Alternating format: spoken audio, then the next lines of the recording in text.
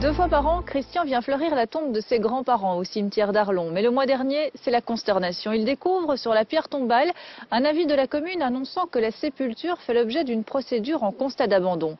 Et cette annonce est vécue par Christian comme un véritable choc.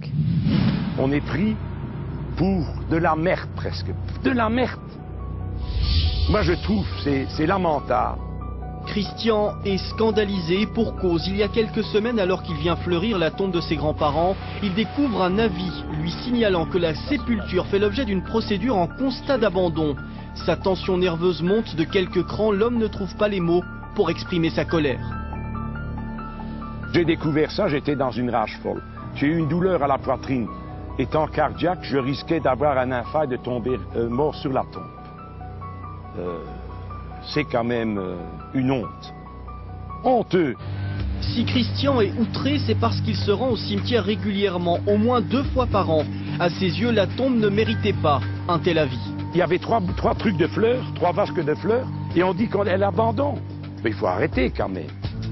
L'affichette apposée devant la tombe précise qu'à défaut d'une remise en état immédiate, l'autorité communale pourrait mettre fin à la concession et décider seule de l'affectation future à donner à la sépulture.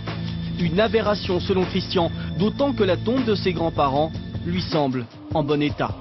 Ces gens-là ont payé la concession et qu'on leur enlève la tombe et la concession n'est pas encore finie. Alors je me demande où est-ce qu'on va? Des avis comme celui que Christian a trouvé, il y en a une myriade dans le cimetière. Au total, plus d'une centaine de tombes sont concernées par ces constats d'abandon. Certaines sont, il est vrai, dans un état déplorable. D'autres laissent Christian beaucoup plus perplexe. Là, cette tombe-là est quand même... Il y a juste la petite chaînette là, mais je me demande ce qu'il leur faut pour dire qu'elle est insalubre, qu'elle doit être démontée. Là aussi, il y a un peu de mousse, mais il y en a un qui est venu déposer quand même l'année passée une fleur en soie, ça veut dire qu'elle est quand même pas à l'abandon. Mais celle-ci, c'est flagrant quand même, elle est quand même encore en très très bon état. Afin d'en savoir plus sur ces affichettes, rendez-vous est pris à la maison communale d'Arlon, où l'échevin en charge des cimetières nous attend. Par ces panneaux, nous voulons répondre au décret du gouvernement wallon qui nous oblige à répertorier toutes les tombes qui sont considérées à l'état d'abandon.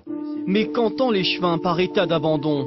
Dans le décret de la région wallonne, il est clairement stipulé qu'une procédure en constat d'abandon peut être lancée lorsqu'il y a un défaut d'entretien d'une sépulture qui, de façon permanente et malpropre, envahie par la végétation, délabrée, effondrée en ruine ou dépourvue des signes indicatifs de sépulture. Une définition assez claire mais qui ne laisse pas Christian de marbre.